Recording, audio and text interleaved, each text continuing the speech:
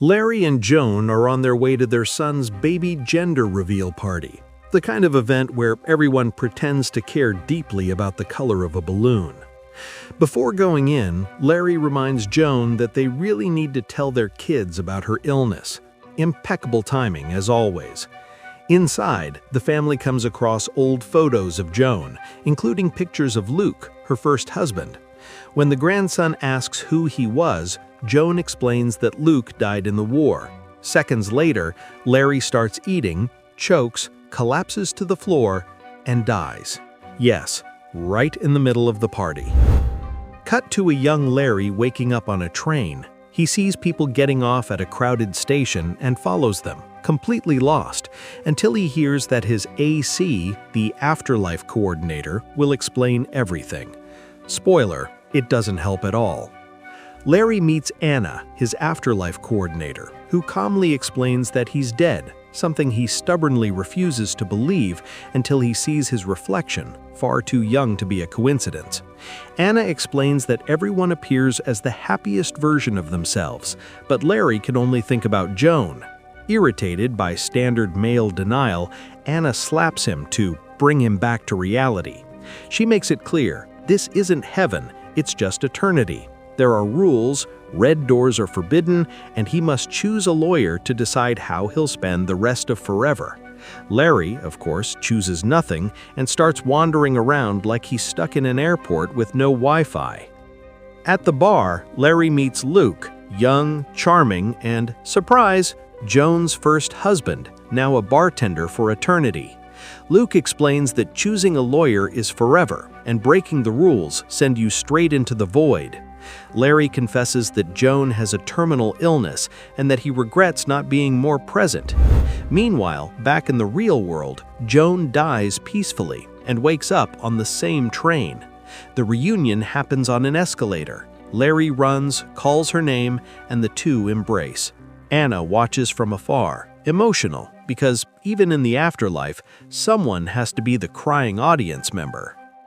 Larry takes Joan to meet Luke, pretending he's just a bartender friend, but Joan understands everything in 2 seconds. After all, no one forgets their first love who died in the war. Now Joan has to choose between the husband she built an entire life with and the love cut short by history.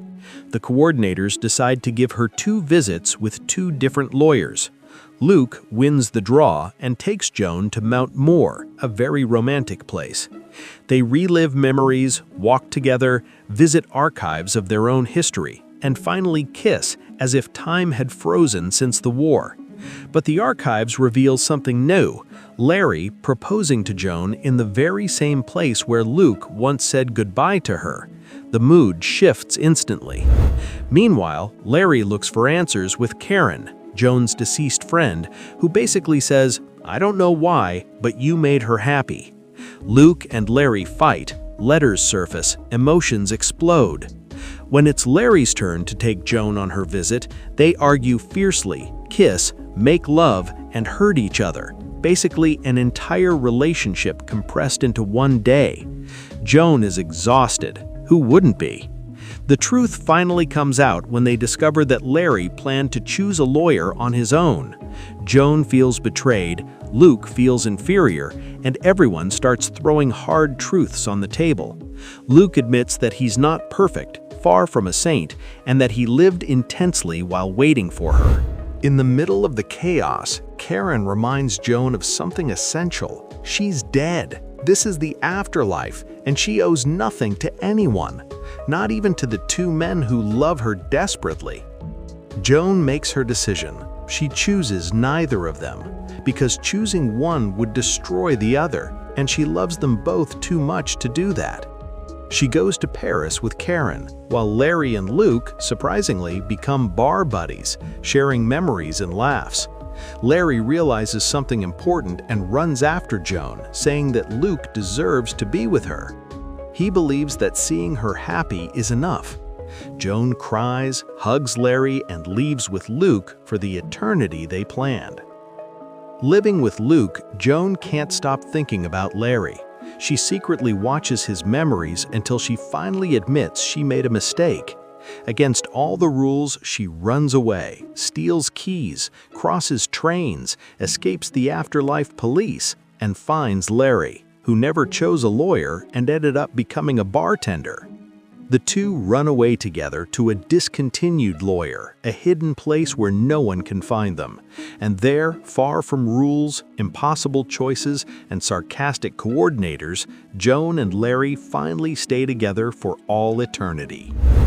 The concept of afterlife lawyers was inspired by philosophical debates about free will versus destiny, but presented in a deliberately bureaucratic way, because apparently, even after death, no one escapes paperwork. Now, if you were in Joan's place, would you choose a great love interrupted by fate, or the one who walked beside you for an entire lifetime? Or would you also run away from everything to live outside the rules? Thank you so much for watching until the end. It truly motivates me. I hope to see you in the next video. Take care.